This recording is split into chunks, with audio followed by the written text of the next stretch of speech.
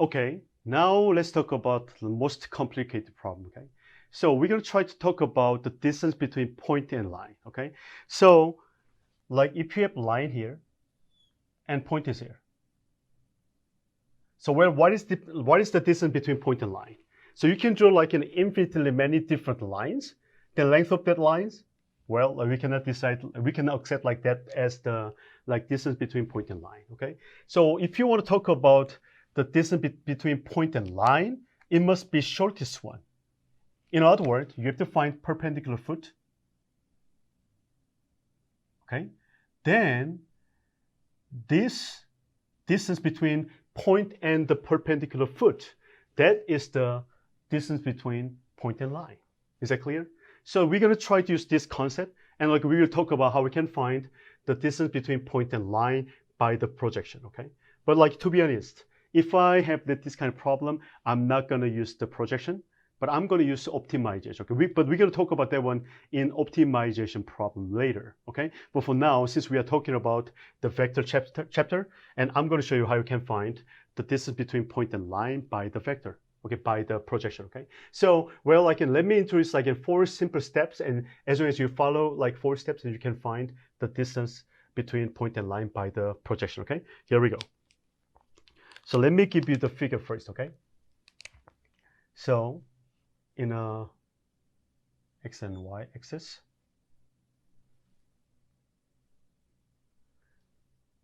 first of all, the line is 3x plus 1, okay? Then it might be something like that. Is that straight line? We assume like this is straight line. And then like we know y-intercept is 1, okay? Then where is the point? It is 2, 1. So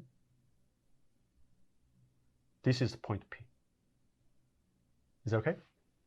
So now, as we discuss about it, you have to find perpendicular foot.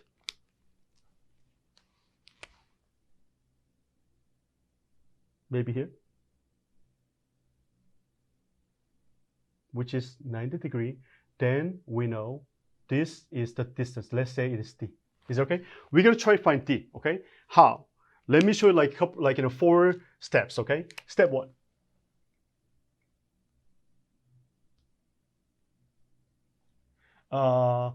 The direction vector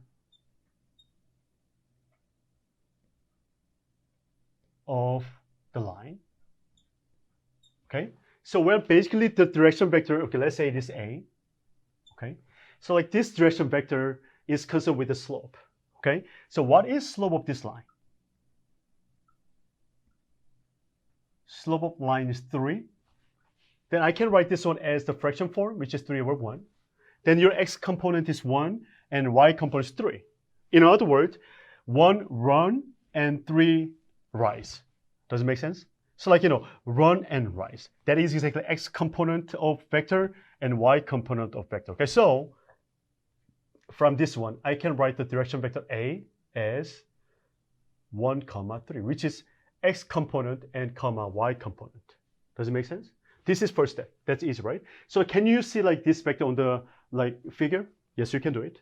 It is kind of this vector is overlapped, right? So let me try to use the different color, but it's okay, right? Can you see like this vector? Okay. Then the second step.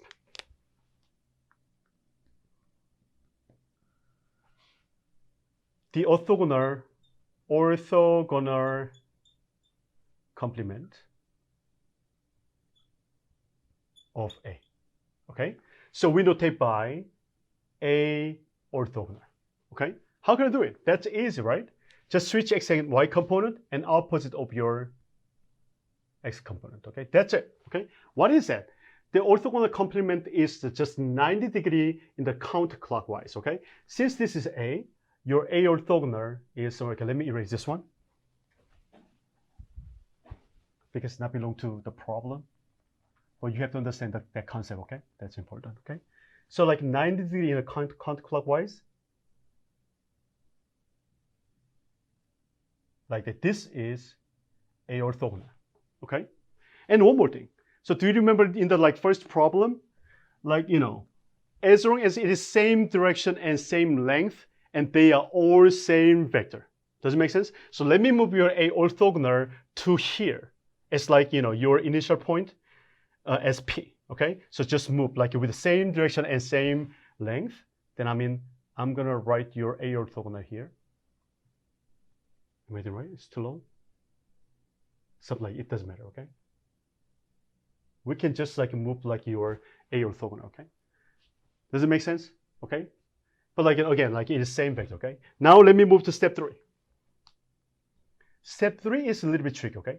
We're gonna construct new vector, okay? Decide new vector or find new vector. Which is new vector B, which start from P to any point on the line, okay? It is tricky, okay? But you can do it, okay? So like, it starts from this point P, but like your terminal point can be any point on the line, okay? But for my practice, okay? Let me choose the y component, y-intercept.